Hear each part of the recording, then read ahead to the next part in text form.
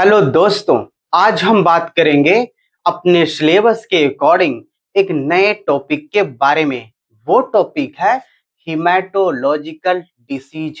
कहने का मतलब है इसके कि जो ब्लड से रिलेटेड जो बीमारी होती है, जो डिसीज होती है, हम उसको जो है हिमेटोलॉजिकल डिसीज कहते हैं। हम बात करेंगे कि जो ब्लड से रिलेटेड जो बीमारी होती है, हम लोग उसको जो है हिमेटोलॉजी के अंतर्गत जो है स्टडी करते हैं। तो चलिए बात कर लेते हैं कि हिमेटोलॉजी क्या होता है या किसे कहते हैं। इसके बारे में जो है थोड़ी सी जानकारी ले लेते हैं, फिर बात करेंगे कि इस हिमेटोलॉजी के अंतर्गत कौन कौन से जो है डिसीज आती हैं, उनके बारे में हम लोग जो है डिटेल से स्टडी करेंगे, जो हमारे सिलेबस के अकॉर्डिंग डिसीज दी गई हैं। तो चलिए सबसे पहले बात कर लेते हैं हिमेटोलॉजी के बारे में। Haematology is the specialised branch of medicine. ये कह रहा है कि जो हिमेटोलॉजी होती है वो एक विशिष्ट जो है ब्रांच होती है, शाखा होती है मेडिसिन की। आगे बात करेंगे विच फोकस्ड, कह रहा है कि जो फोकस्ड करती है, जो ध्यान केंद्रित करती है ऑन डायग्नोसिस पर, मतलब किस पर जो है अपना ध्यान या फोकस जो है केंद्रित करती है, डायग्नोसिस पर, यानी कि ब्लड से रिलेटेड जो बीमारी होती है उसके जांच पर, उसके ट्रीटमेंट पर, and prevent of blood related disease. ये कह रहा है कि जो ब्लड रिलेटेड डिसीज होती है उनके डायग्नोसिस पर, उनके ट्रीटमेंट पर और उनके रोकथाम पर जो है ये फोकस्ड करती है। कौन? हिमेटोलॉजी। ये तो बात हो गई थोड़ी सी हिमेटोलॉजी के बारे में। लेकिन इसके अंतर्गत जो हमारे सिलेबस के अकॉर्डिंग जो टॉपिक दी गई हैं, जो डिसीज दी गई हैं, उनके बारे में बात करेंगे। जो फर्स्ट डिसीज दी गई है जिसके बारे में हम लोगों को पढ़ना है वो है पैथोफिजियोलॉजी ऑफ आयरन डिफिशिएंसी। ये कह रहा है कि आयरन डिफिशिएंसी से कि पैथोफिजियोलॉजी के बारे में आपको बात करना है कि आयरन की डिफिशिएंसी जो है कैसे स्टार्ट होती है। जैसा कि हमने आपको पहले ही बताया है, जब भी हम किसी डिसीज के बारे में पढ़ेंगे तो उसके इटियोलॉजी के बारे में, उसके टाइप के बारे में जरूर से पढ़ना है। अगर उसका टाइप दिया है तो पढ़ेंगे, नहीं दिया है तो उसके इटियोलॉजी के बारे में तो जरूर से ही पढ़ना है आपको। तो चलिए पहले बात कर लेते हैं इसमें हम लोग जो है कि आयरन डिफिशिएंसी क्या होता है, फिर बात करेंगे उसके पैथोफिजियोलॉजी के बारे में। तो चलिए देखते हैं कि आयरन डिफिशिएंसी किसे कहते हैं। देखेंगे इसमें हम लोग जो है आयरन डिफिशिएंसी एराइज। ये कह रहा है कि आयरन जो डिफिशिएंसी होती है उत्पन्न होती है व्हेन, जब द फिजियोलॉजिकल डिमांड, जो कह रहा है कि आयरन डिफिशिएंसी जो होती है तब उत्पन्न होती है जब शारीरिक डिमांड ओआर या loss of iron in the body exit. ये कह रहा है कि ये आयरन डिफिशिएंसी जो है उत्पन्न होती है जब शारीरिक डिमांड और जो है आयरन की जो नुकसान हो रहा है बॉडी में वो बढ़ जाए। कैसे बढ़ जाए आगे बात करेंगे। इट्स डाइटरी इनटेक, ये कह रहा है कि जो भोजन में जो आयरन होता है एंड इंटेस्टाइनल एब्जॉर्प्शन, और इंटेस्टाइन के द्वारा जो एब्जॉर्प्शन होता है आयरन का से अधिक, इस वाक्य पर ध्यान दीजिएगा बड़े गहराई से। कह रहा है से अधिक अगर हमारे बॉडी में आयरन की डिमांड और उसका नुकसान जो है बढ़ जाता है तो इसी को हम लोग जो है आयरन डिफिशिएंसी कहते हैं। इसको एक लाइन में कैसे समझेंगे?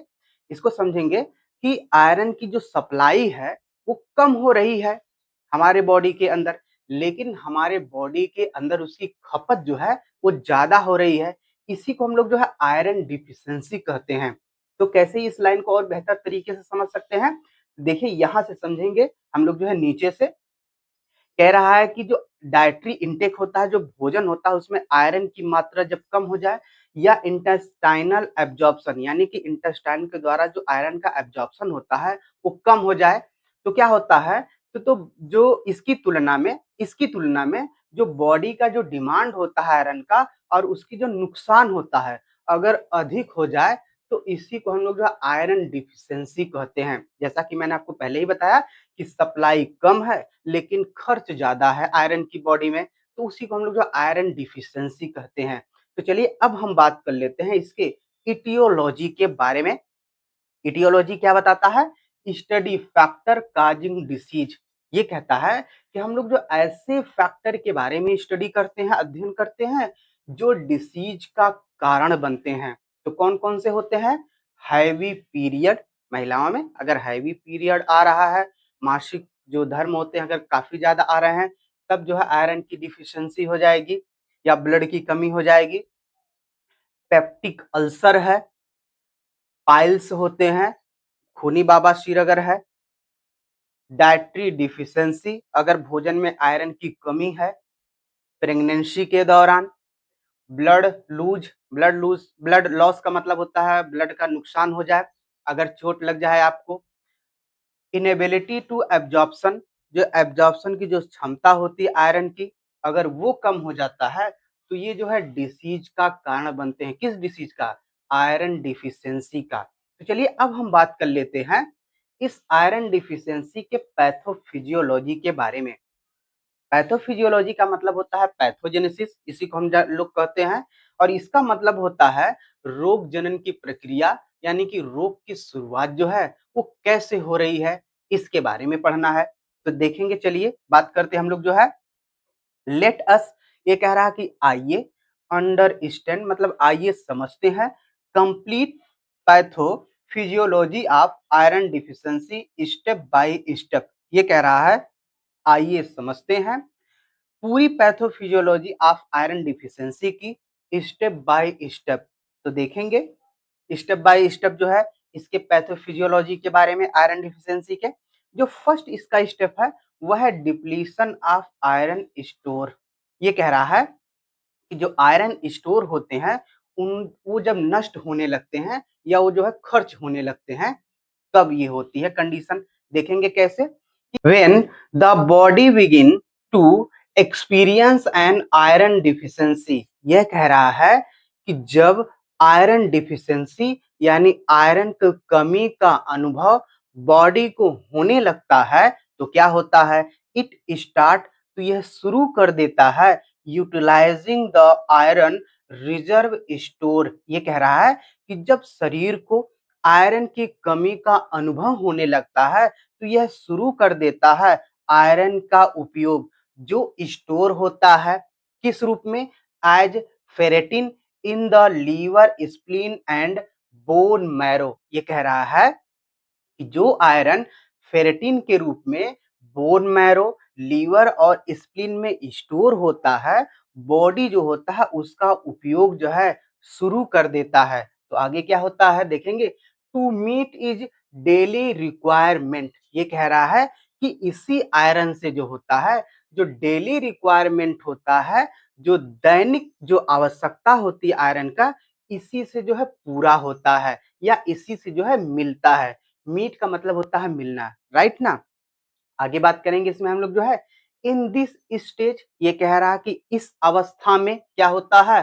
Ferritin level start dropping continuously. ये कह रहा है कि इस अवस्था में जो फेरेटिन का जो लेवल होता है वो नीचे गिरने लगता है लगातार। तो ये तो इस स्टेप की बात हो गई। नेक्स्ट स्टेप के बारे में बात कर लेते हैं, वो है आयरन डिफिशिएंसी इरिथ्रोपोइसिस।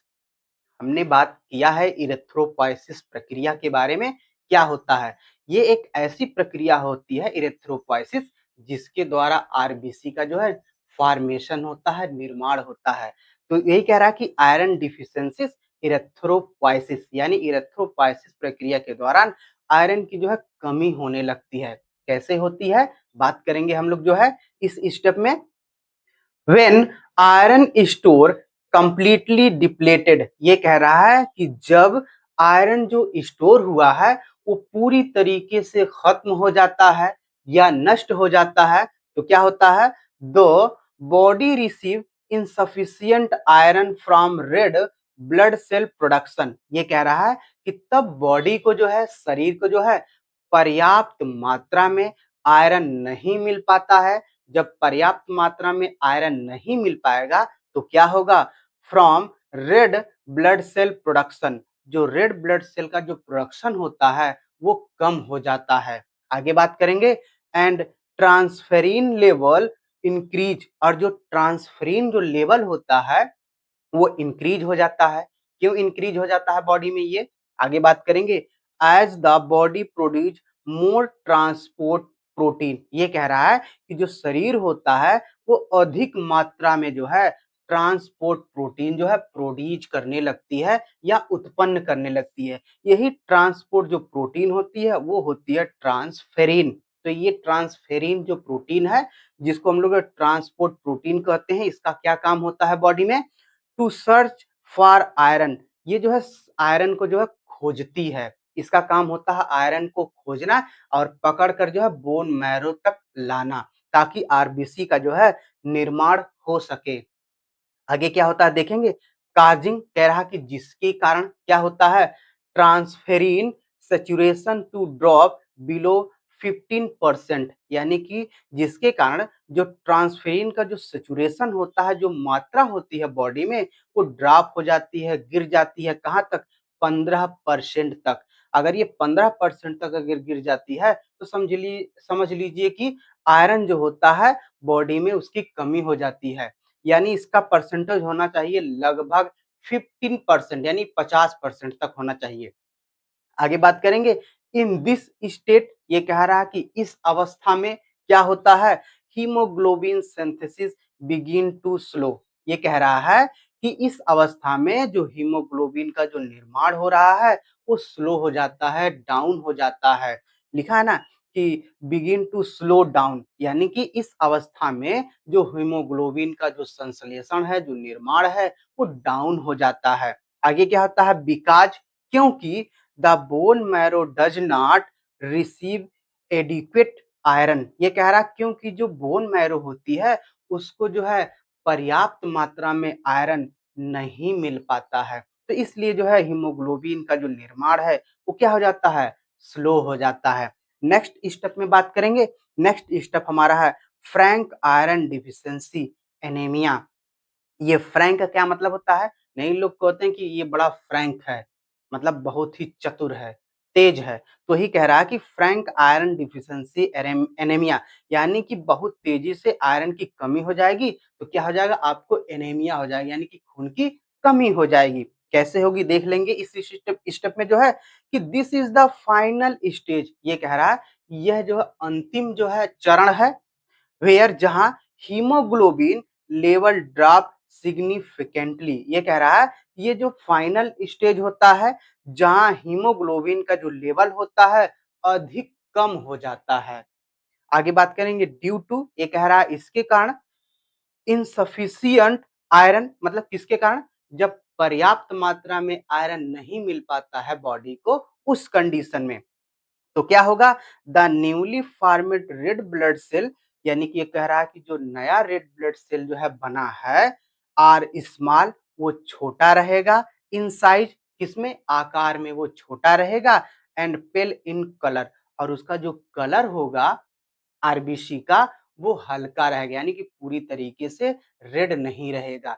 तो इस तरीके से हमने बात कर लिया पैथोफिजियोलॉजी ऑफ आयरन डिफिशिएंसी के बारे में कि आयरन डिफिशिएंसी की पैथोफिजियोलॉजी जो है वो कैसे चलती है। तो हमने इस वीडियो में इसको जो है पूरी तरीके से जो है कंप्लीट कर दिया। अगर हमारा प्रयास आपको समझाने में सफल रहा तो प्लीज हमारे चैनल को सब्सक्राइब करना ना भूलें। इसके साथ साथ एक लाइक और कमेंट जरूर करिएगा।